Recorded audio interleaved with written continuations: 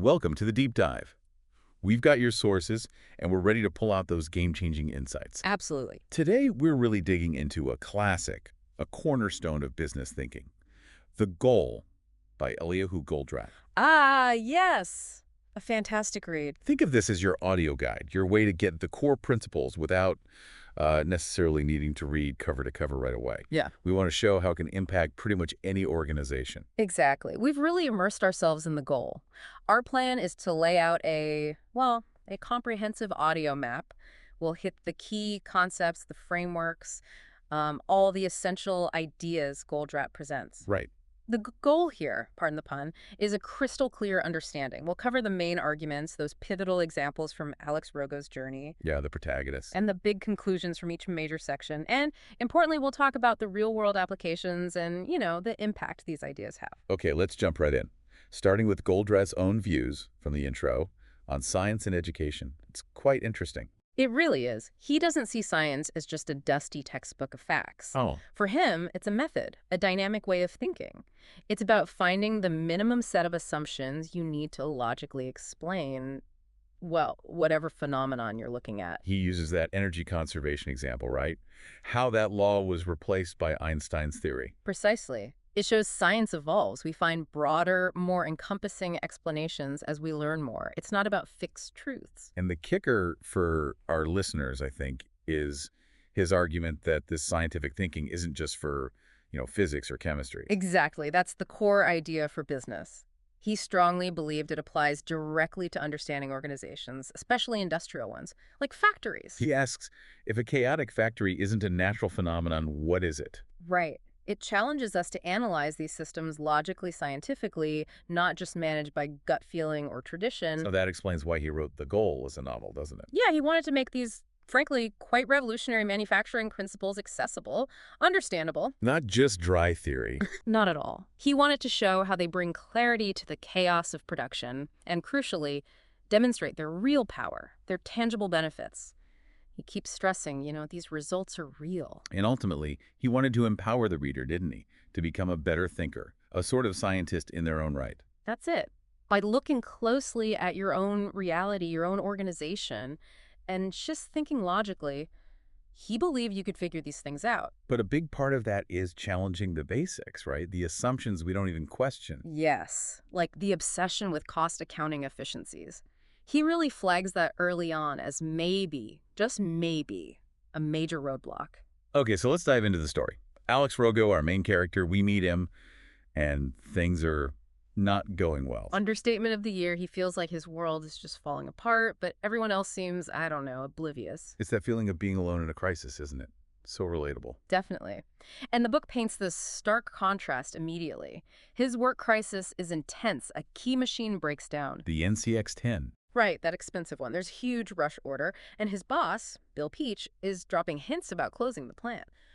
Huge pressure. Then he goes home. And it's a different world. Julie, his wife, she's focused on, her new hairstyle, their dinner plans getting messed up. She's clearly unhappy there, too. There's that argument.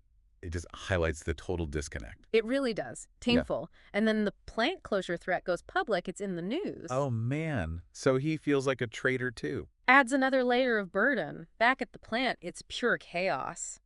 Donovan's scrambling with that broken NCX-10. It's lavender, right? They mentioned the color. Yeah, this vital machine needed for the Johnny John's order, a really key customer. The stakes are sky high. And they decide they have to ship that night. Even break division rules on overtime. Shows the desperation, the feeling that everything hinges on this one order. It's in this pressure cooker, feeling totally stuck, that he remembers Jonah. Yeah, this physicist he met, like a half-forgotten conversation holding some kind of key, but he can't quite grasp it yet. And this happens while his personal life is also fraying. The night out with Julie falls through again. Right, the tension there is just building and building. He's got this major work crisis and a major home crisis hitting simultaneously. They rarely happen in isolation, do they? So true. We see him driving, just wrestling with all living plant problems, family problems, all jumbled up. He even ends up at his mother's house, gets this dramatic reaction, and Julie's not there. More distance. Amidst all this turmoil, Stacy mentioned something almost in passing about the welding robots.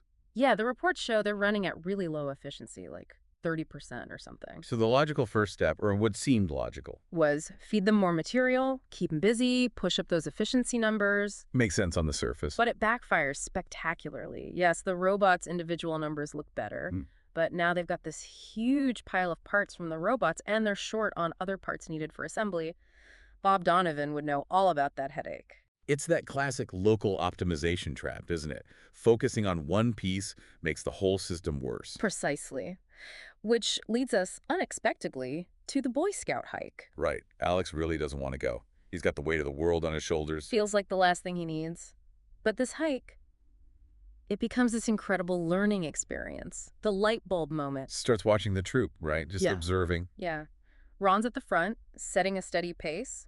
But the line, it starts spreading out almost immediately. Gaps widening, even though they're all walking at roughly the same speed, supposedly. And then there's Herbie, slower kid, heavier pack, constantly falling behind. Does that sound familiar to anyone working in, well, any process? Absolutely. And this is where Goldratt introduces two absolutely fundamental concepts: dependent events and statistical fluctuations. I'll get this out. Dependent events, easy. Each hiker's pace depends on the one in front.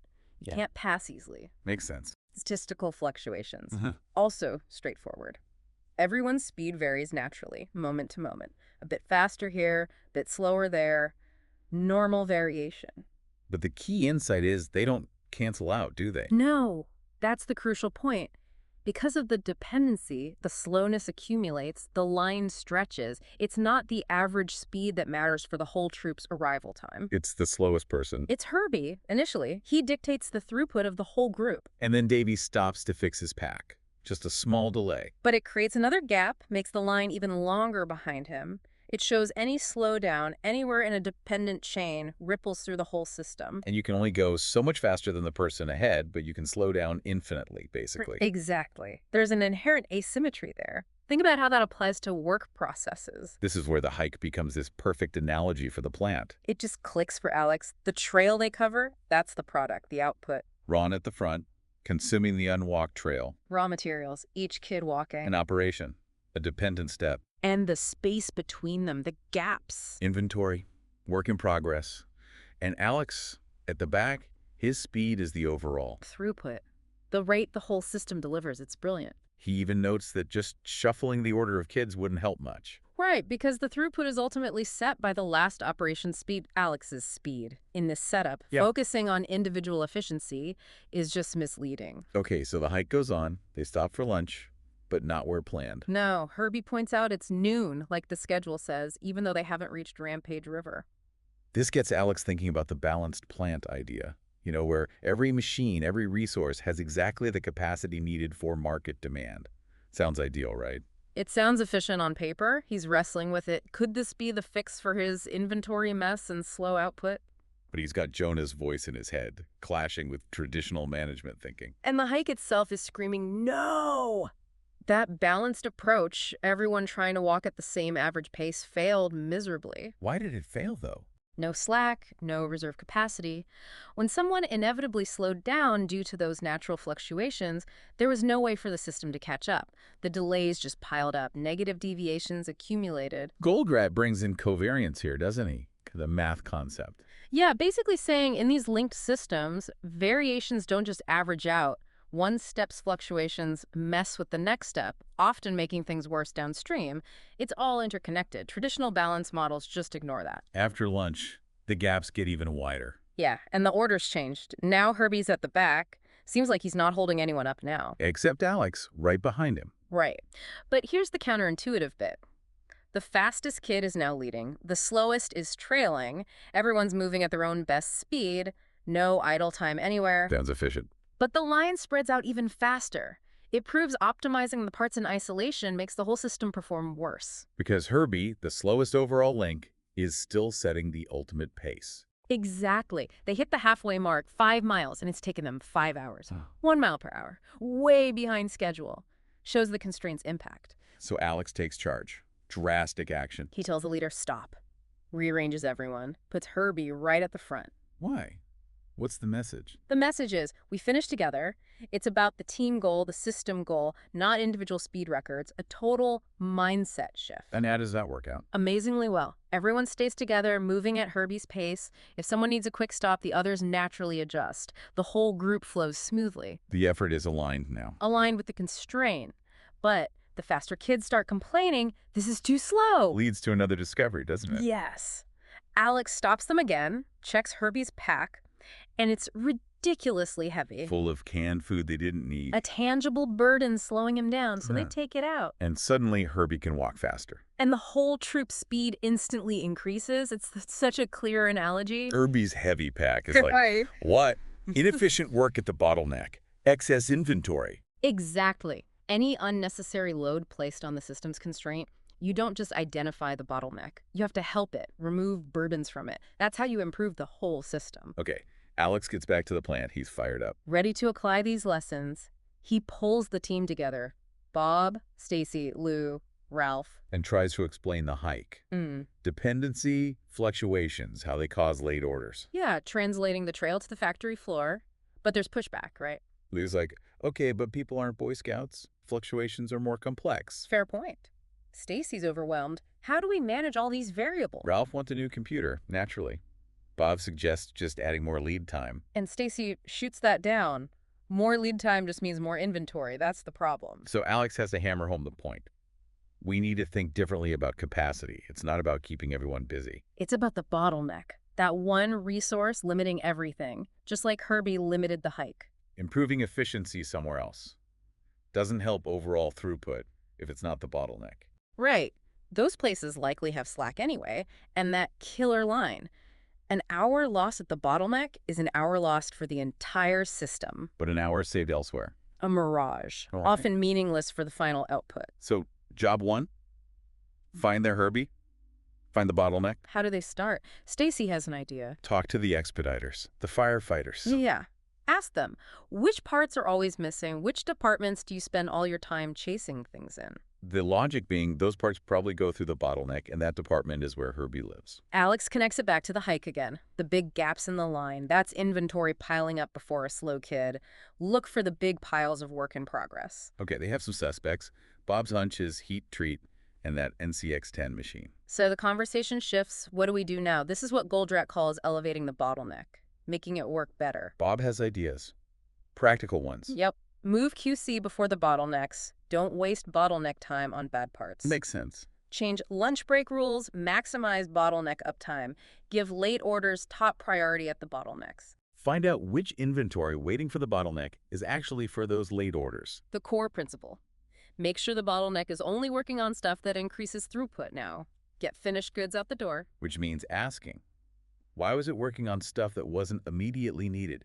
Challenging that keep busy mindset. And they come up with the tag system. Red tags for urgent, bottleneck-bound jobs. Green for others. Simple visual priority. But Bob worries, right? About the numbers. Yeah, the cost accounting angle. Dedicating people, maybe running overtime at the bottleneck. That's going to make direct labor costs for that department look worse on paper. Highlights that conflict. Optimizing flow versus traditional local cost metrics. But they push ahead. Decide to dedicate staff full-time to the NCX-10 and heat treat across all shifts. Maximize their runtime. And bring back some old machines. The Zmegma. Yeah, the Zmegma and a couple others. Just one shift. To offload some work from the NCX-10, even if they're less efficient individually. Plus, looking at outsourcing some heat treat work. Anything to ease the burden on the internal constraints. Lou, the controller, he gets the logic if it boosts throughput and cash flow. Okay, but... The hiring freeze. Where do the people come from? Big practical problem. Alex's solution is bold. Take them from non-bottleneck areas. Exactly. His reasoning. Those areas have excess capacity by definition. Pulling someone temporarily won't hurt overall output. Bob's still a bit hesitant, though. Setting up a two-person crew on the NCX-10, it's different. There's always resistance to changing routines, even logical ones, but the results start coming in. Early positive signs. Definitely. The backlog of late orders starts shrinking noticeably. And Bill Peach calls the division VP. Yep, and he's surprised but happy. acknowledges things are improving, customer orders are going out. Actually, thanks, Alex, for doing something right. That must have felt good. External validation. Huge boost. Around this time, Alex talks to his kids again about the hike. Sharon and Dave, their ideas to keep the troop together. Yeah, Sharon says tie everyone together with a rope. Dave suggests using signals. Kids' logic, but Alex sees the plant parallels. instantly. The rope is like a physical link, an assembly line maybe, forcing pace.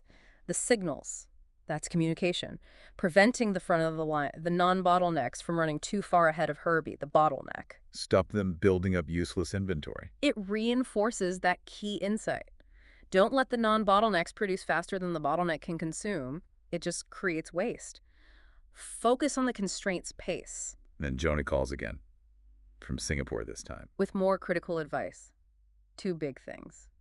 Cut batch sizes drastically and launch a new sales campaign promising faster delivery. Okay, cutting batch sizes. Why does that help, especially at non-bottlenecks? Bob was worried about more setups. Jonah's logic is sharp. Remember, an hour saved at a non-bottleneck is a mirage. Right, they have idle time anyway. So use that idle time for more setups. Smaller batches mean work flows through the plant faster, gets to the bottleneck quicker, reducing overall lead time. It improves flow. And because they've already improved the bottleneck priority system, And work in progress is dropping due to smaller batches, their actual lead times have shrunk dramatically. From months down to maybe 2 months or less. making the promise of faster deliveries credible. Exactly. But when Alex floats the batch size reduction in the staff meeting, Bob pushes back again. More setups, higher direct labor per piece. The usual metrics. Alex has to stand firm, repeat Jonah's rule. An hour saved at a non-bottleneck doesn't matter.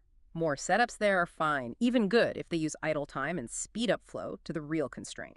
So they agree. Cut batches in half, tell marketing to promise faster delivery. That's the plan, big changes. But alongside all this, Alex's personal life. Yeah, the struggles with Julie, the separation, trying to reconcile, it keeps popping up. It makes it real, doesn't it? This huge business transformation isn't happening in a vacuum. It affects everything. There's a dinner conversation where Julie asks the killer question. Why wasn't this obvious before? If it's common sense, why did it take so long? Leads to that discussion about common sense versus common practice. Yeah, how ingrained habits, the way things have always been done, can totally mask what's logically sensible. Common practice becomes a barrier. Julie also points out how effective Jonah's questioning style is, the Socratic method. Making Alex figure it out himself. But she also sees how hard it is to use that to convince others stuck in the old ways. And she starts reading Socrates, sees the if then logic, like physics. Yeah, she realizes Jonah's methods aren't just tricks. They're fundamental thinking processes. Deep stuff. This deeper understanding starts hitting Lou, the controller. He has his own light bulb moment about the traditional accounting metrics, efficiency reports, product costs. He sees they can actually drive bad behavior, making departments look good locally while hurting the company overall. Exactly. So he asked to create a new measurement system, one focused on the real goal-making money and designed to make people do what's good for the whole company. Huge shift, aligning measurements with the goal. And more changes. Stacy gets promoted to material manager. Deservedly so. Her focus becomes managing buffers. Strategic inventory placed just before assembly and the bottlenecks. Buffers. To protect the bottlenecks, to make sure they never starve for work, prevent holes in their schedule. She also starts watching for new potential bottlenecks. CCRs. Capacity constraint resources. Right. Her method is clever watch, where the expediters keep going when buffers run dry. That points to the next potential constraint. And she stops firefighting. Just points out priorities to foremen. Systemic approach. Much better. But Right. then, another crisis. Oh no, what now? Big order canceled. Hilton Smith. Missed delivery. Ouch, serious financial hit. Yep. And massive pressure from division. Need even bigger improvements. Faster. Shows they're still vulnerable. So Bob, stepping up now, has to react. Temporary measures, but necessary. Increase the buffers again. Put non-bottlenecks on weekend work to catch up. Push the quoted lead time back out to 4 weeks. Into some progress. Hurts the sales campaign. Yeah, increases operating costs too. It's that constant balancing act, the need for ongoing vigilance and improvement. You solve one bottleneck, another might appear. Okay, so the story shows the journey. But the book's impact goes way beyond Alex Rogo, right? The latter part includes real-world examples. Absolutely. It shifts to interviews with people who read the goal. and applied theory of constraints, TOC, in incredibly diverse settings. It really broadens the scope. Like General Motors, Kathy Crum. Yeah, she talks about TOC as this logical scientific process. Still works even when problems get super complex. They even used it designing new plants, always. Find the constraint, break the constraint. Robert Loring Air Force and Sikorsky Aircraft. Amazing results there. Huge improvements in aircraft production, fixing helicopter rotors faster, cutting inventory, just by finding and managing the flow constraints, even in government settings. Thomson Shore, the book printer. Yeah. Chris Makepeace. They nailed their constraint, the press room. Subordinated everything else to feeding the presses properly, big jump in on-time delivery, and they developed new metrics beyond cost accounting, like throughput per constraint hour. Stuart Witt, consultant, initially skeptical. Very. But then saw TOC drastically cut lead times and inventory for his clients. His point, you got to tackle the core problems, not just symptoms. Using those probing questions helps. And Goldratt himself weighs in. Reinforces that TOC is based on inherent simplicity, those 5 focusing steps. And yes, it works in service industries too, banking. Healthcare, though, figuring out the specific procedures can be trickier than in manufacturing. The thinking process is key. Philips Display Components, Paul Hodgetts. Different kind of constraint? Yeah, they realize sometimes the bottleneck isn't inside the factory at all. It can be the market. Not enough demand. Shifts the focus entirely. Security Federal Bank, Richard Putz. Banking processes. Applied the 5 steps to loan origination. Found their constraint was actually recruiting enough good financial advisors. Focused improvement there. Ellen Barnard, Hospital Clinic. Improved patient throughput by finding constraints in their processes. Led to a financial turnaround. He calls TOC applied scientific method for diagnosis. And even education. Kathy Shurkin. Using TOC thinking processes to help kids learn better shows how universal these ideas of flow and constraint can be. Wow. So across manufacturing, military, services, healthcare, education, the same core ideas keep working. It's incredible, isn't it? The recurring themes are always find the constraint, subordinate everything else to it, elevate the constraint's performance, and use simple, logical thinking focused on the goal. So wrapping up this deep dive on the goal, the core message seems incredibly powerful and clear. Absolutely. It's the vital importance of identifying and managing constraints in any system. Doesn't matter if it's a factory, a hospital, or that Boy Scout hike. That's how you improve throughput. We've hit the key concepts: dependent events, statistical fluctuations. The bottleneck being the ultimate limiter, the fallacy of the perfectly balanced plant. And the absolute need for goal-focused measurement and improvement. And as all those examples showed, these aren't just manufacturing principles. They apply everywhere. Business, organizations, maybe even aspects of our personal lives. Which brings us to that final thought for our listeners. Right. Think about your own world, your own work or life. What's your bottleneck right now? What's the one thing truly limiting your progress, your throughput towards what you want to achieve? And following the Herbie analogy, what weight could you remove from that bottleneck? What inefficiency, what outdated assumption, what unnecessary burden is slowing it down? Maybe it's time to challenge some common practices. And really focus on the overall goal. We definitely recommend exploring the goal further. Think about how these powerful, often counterintuitive ideas could apply in your own situation. It can be genuinely transformative. Thanks for taking this deep dive with us today.